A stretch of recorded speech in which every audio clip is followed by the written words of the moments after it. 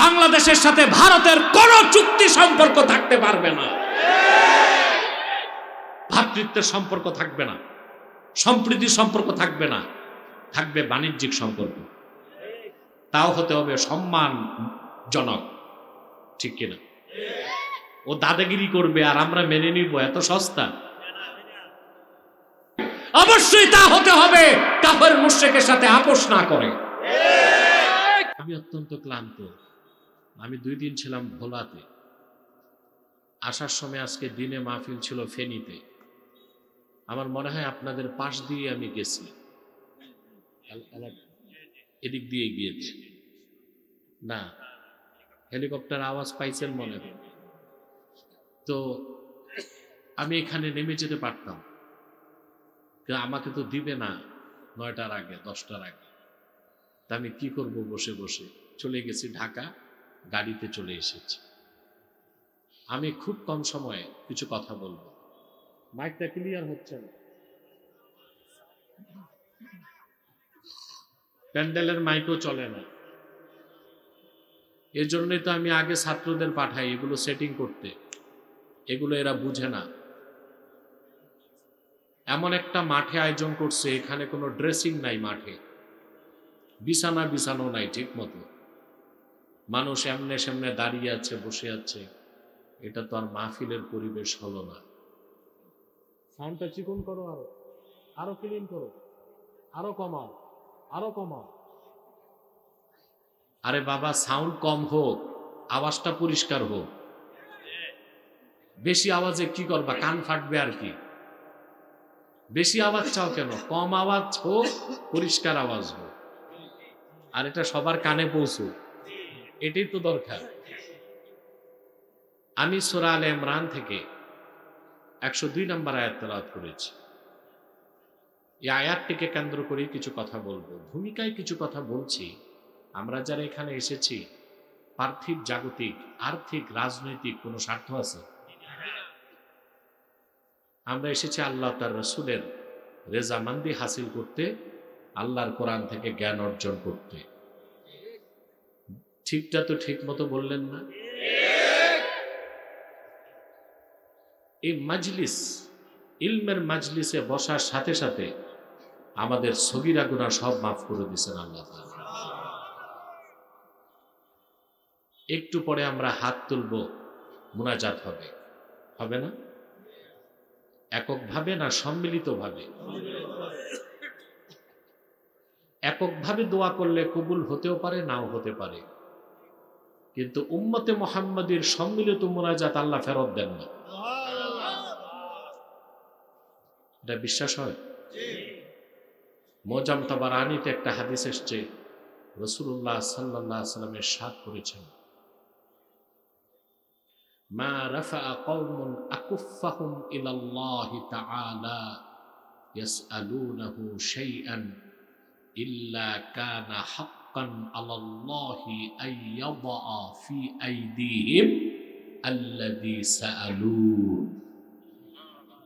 সুবহানাল্লাহ। আল্লাহর হাবিব বলেছেন, আমার উম্মতের ঈমানদাররা, উম্মতের কোন দল যদি আল্লাহর কাছে হাত তুলে, কি করে? তারা যদি কিছু চায়, আল্লাহর উপর হক হয়ে যায়, তাদের হাতে তারা যা চায় তা দিয়ে দেওয়া। এখান থেকে এটাও বোঝা যায় যে সম্মিলিত মুনাজাতও জায়েজ, নামাজের পরও, ওয়াজের পরও। কিছু মৌলবী সাহেব বেদাত বলে, না বুঝে, হাদিস সম্পর্কে জ্ঞান নাই। সম্মিলিত মুনাজাত শুধু জায়েজ না, সুন্নাত। এই ব্যাপারে আমার 1.5 ঘন্টার একটা লেকচার আছে সম্মিলিত মুনাজাতের পক্ষে, একটা ডিবেট, একটা বাহাস। এটা দেখার চেষ্টা করবেন ইনশাআল্লাহ। পারবেন না? একটু পর যে আমরা হাত তুলব মুনাজাতে, আল্লাহর কাছে যা চাইব, তওবা করব, তা কবুল হবে কিনা? এই বিশ্বাস আছে? জোরে বলেন। আপনারা রোডে যারা অ্যাম্বুলেন্সটাকে ছেড়ে দেন, রোডটা ছেড়ে মাঠে আসুন। প্রিয় বন্ধুগণ, তাহলে আমরা একটু পর মোনাজাত হবে, দোয়া কবুল হবে, তওবা কবুল হবে, এই বিশ্বাস আছে? শয়তানকে সুযোগ তো নাও দিতে পারে আপনাকে। আমরা শয়তানকে ন্যাক নিয়ত করে একটা চপেটা ঘাত করব, পারবো? আমরা নিয়ত করছি কিছুক্ষণ পরে আজকের মুনাজাত করে গুনাহ মাফ করে নিষ্পাপ বেহেশতি আল্লাহওয়ালা হয়ে বাড়ি যেতে চাই। কারা কারা হাত তুলে আল্লাহকে দেখা?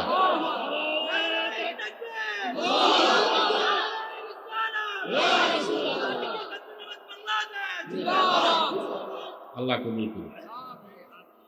এবার আমার যে বন্ধুরা দাঁড়িয়ে আছেন, আমি জানি ব্যবস্থাপনায় ত্রুটি হয়ে গেছে, মাঠটা ড্রেসিং করা হয় নাই, বিছানা ঠিক মতো বিছানো হয় নাই। আল্লাহর কোরআনের মাহফিলের ইজ্জতে আপনারা রোড থেকে নেমে যতটুকু সম্ভব হয় ফাঁকা জায়গাগুলো পূরণ করেন। কোরআনের মাহফিল যত সুন্দর করবেন আপনাদের কবরটা তত সুন্দর হবে। আসুন, নামুন নামুন, আস্তে আস্তে নামুন। প্যান্ডেলটা ভরপুর হয়ে গেলে দাঁড়িয়ে থাকবেন, সমস্যা নেই। এত ক্রিটিক্যাল প্যান্ডেল হয় নাকি? আসুন আমরা আলোচনায় প্রবেশ করি। আউযু বিল্লাহি মিনাশ শাইতানির রাজীম। বিসমিল্লাহির রাহমানির রাহিম। ইয়া আইয়ুহাল্লাযীনা আমানু ইত্তাকুল্লাহা হাক্কা তুকাতিহি ওয়া লা তামুতুন্না ইল্লা ওয়া আনতুম মুসলিমুন।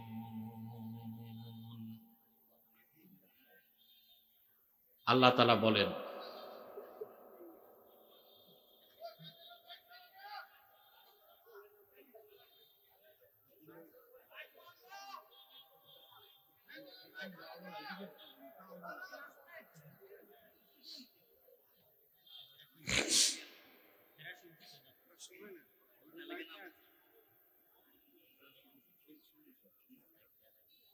সাদাকাল্লাহুল আযীম ওয়া সাদাকা রাসূলুহুন নবিয়ুল কারীম।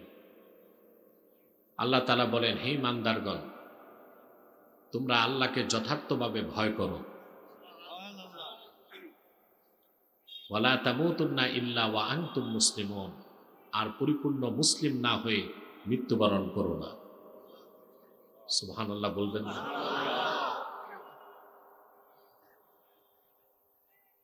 আল্লাহ তাআলা আয়াতে শুরু করলেন ঈমান দিয়ে, শেষ করলেন ইসলাম দিয়ে, মাঝখানে তাকওয়া।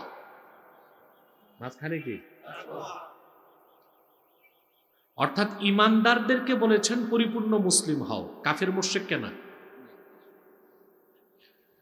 আল্লাহর কোরআনে আল্লাহ রাব্বুল আলামিন কাফের মুশরিকদেরকে বলেছেন ঈমান আনো, আর ঈমানদারদেরকে বলেছেন ইসলামে প্রবেশ করো। তাহলে বোঝা যাচ্ছে ইসলামের শুরুটা ঈমান দিয়ে। যেখানে ঈমান নাই সেখানে ইসলাম নাই। যে মুমিন নয় সে মুসলিম হতে পারে না। পারে? আগে কি আমি কি কবরস্থানে না মাহফিলে? বুঝবো কেন? আগে ঈমান, তারপরে ইসলাম। সুবহানাল্লাহ। ইসলামের শুরুটা ঈমান দিয়ে। ঈমান নাই, ইসলাম নাই। ঈমান এনে মুসলিম হতে হয়। কোরআনে কারীমের অন্যত্র আল্লাহ তাআলা বলেন, ইয়া আইয়ুহাল্লাযীনা আমানু দুখুলু ফিস-সিলমি কাফা ওয়া লা তাত্তাবিউ খুতুওয়াতিশ শাইতান ইন্নাহু লাকুম আদুউম মুবিন। আল্লাহ রাব্বুল আলামিন বলেন, হে ঈমানদারগণ, বিশ্বাসীগণ, তোমরা পরিপূর্ণভাবে ইসলামে প্রবেশ করো, শয়তানের পদাঙ্কসমূহ অনুসরণ করো না।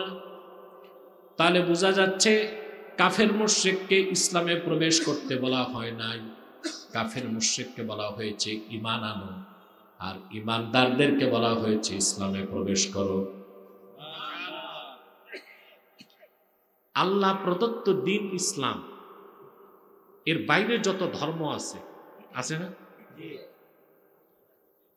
ইসলাম ছাড়া যা আছে সব তো জুলুমাত, সব কি অন্ধকার।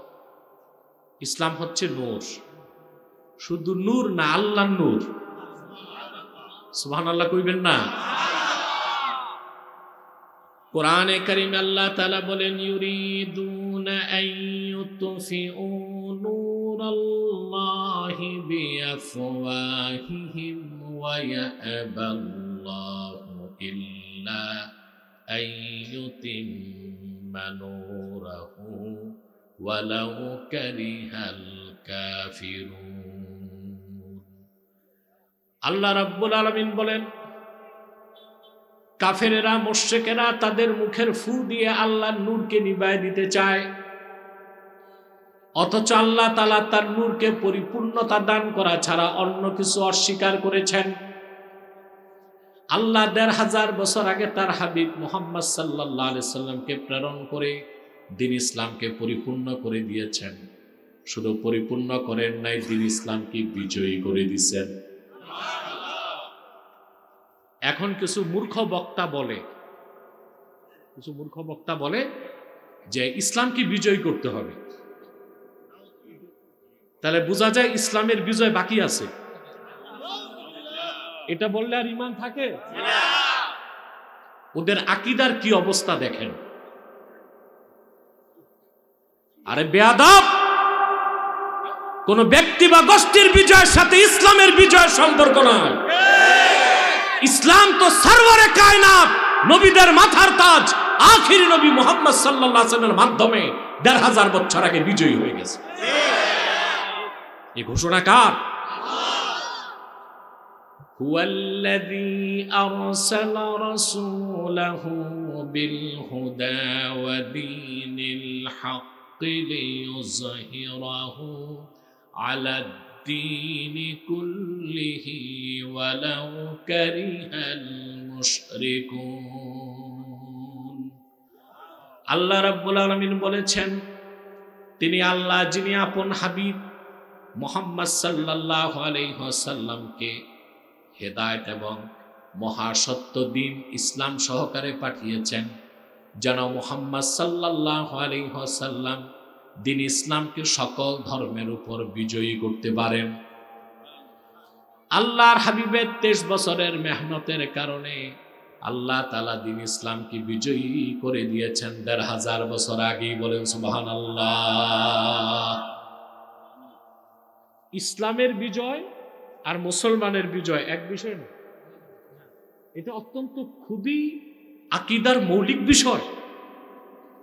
ইসলামের বিজয় আর মুসলমানের বিজয় এক না।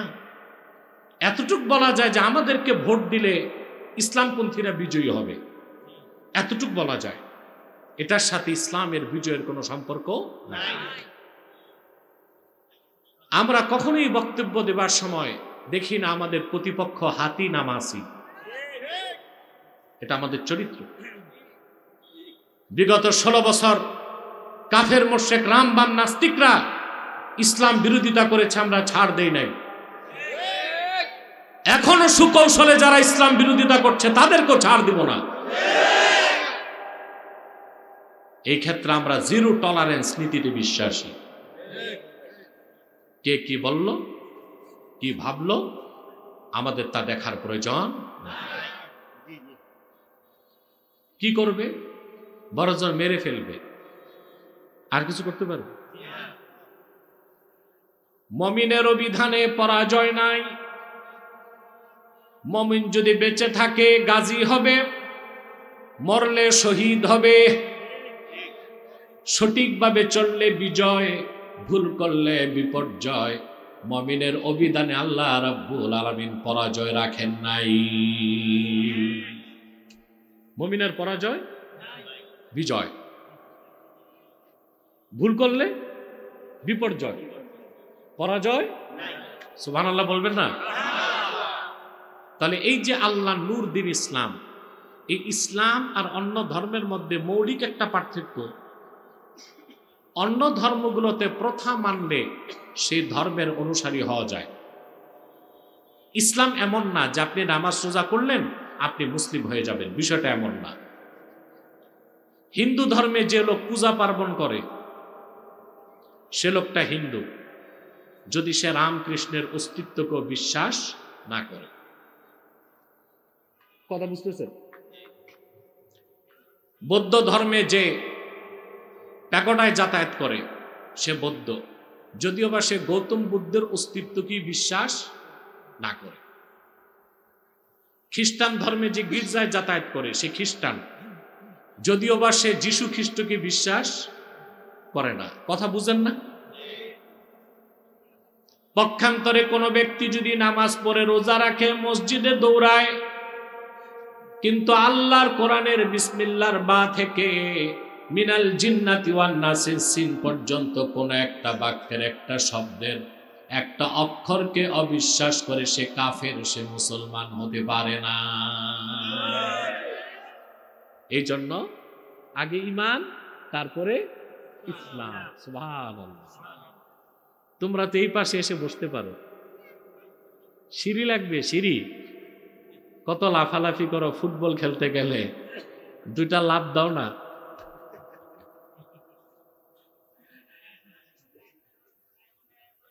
মাহফিলের সবসময় মাঠ হতে হয় স্কয়ার, সমতল। উঁচা নিচা পাহাড় পর্বত ঝাড় জঙ্গল এমনি হয় নাকি? সম্মানিত শুধু কথা বুঝতেছেন? কষ্ট হচ্ছে না তো?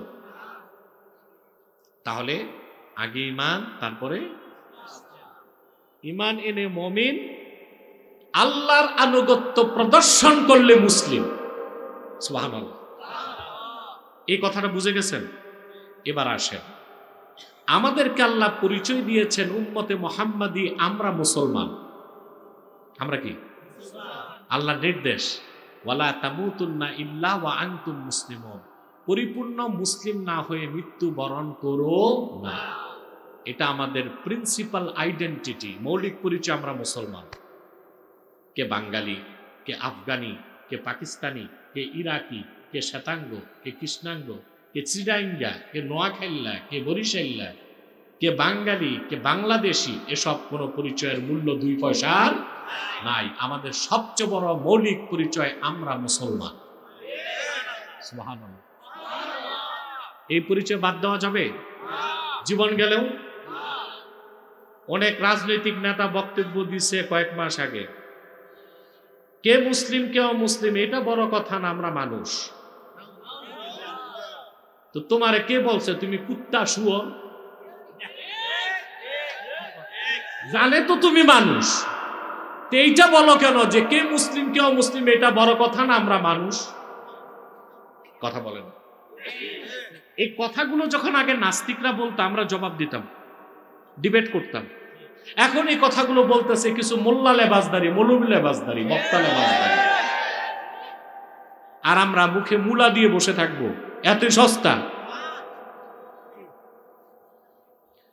এগুলো হচ্ছে কিছু ভোট আর কিছু নোট।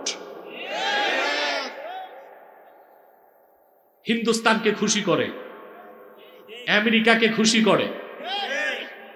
আমাদের সবচেয়ে বড় পরিচয় আমরা মুসলমান। জীবন চলে যাবে, এই পরিচয় থেকে সরতে পারবো না। সুবহানাল্লাহ। মজার কথা কি জানেন? পূর্বের নবীদের উম্মত যারা ঈমানদার ছিল তাদেরকে আল্লাহ মুসলমান বলছেন। সুবহানাল্লাহ। আমি দৃষ্টান্ত দিচ্ছি।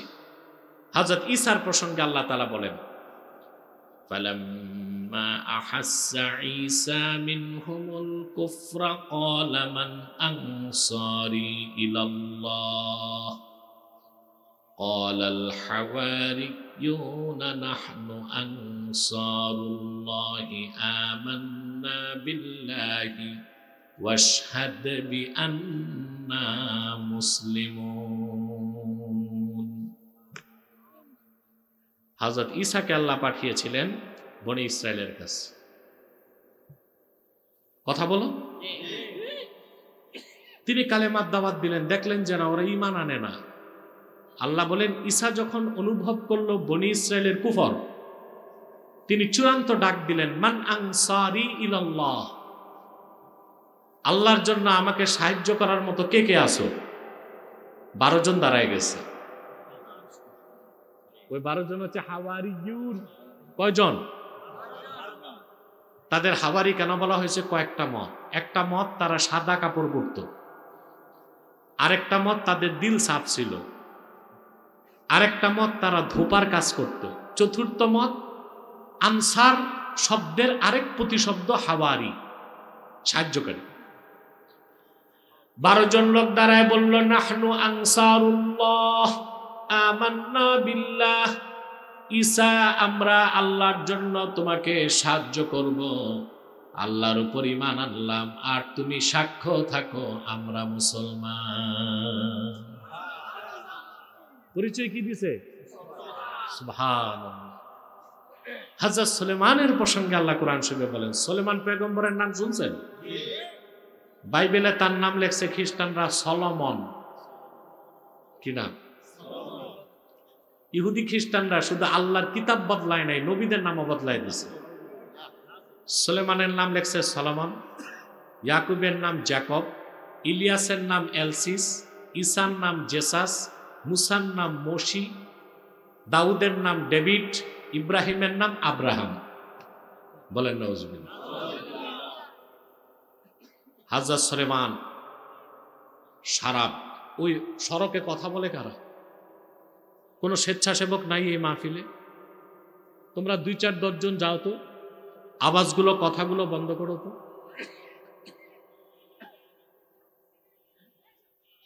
সম্মানিত শুধু এই দিক তাকান, মনোযোগ দেন। সুলেমান পয়গম্বর বাইতুল মুকাদ্দাস থেকে সারা বিশ্ব শাসন করছে। 2 জন শাসক মুসলিম সারা দুনিয়া শাসন করছে, একজন সুলেমান আর একজন জুলকারনাইন। জুলকারনাইন আকবর যাকে বলা হয়, তার জমানা ছিল ইব্রাহিম আলাইহিস সালামের জমানায়, আর ওনার মন্ত্রী ছিল হযরত খাদির। কি নাম?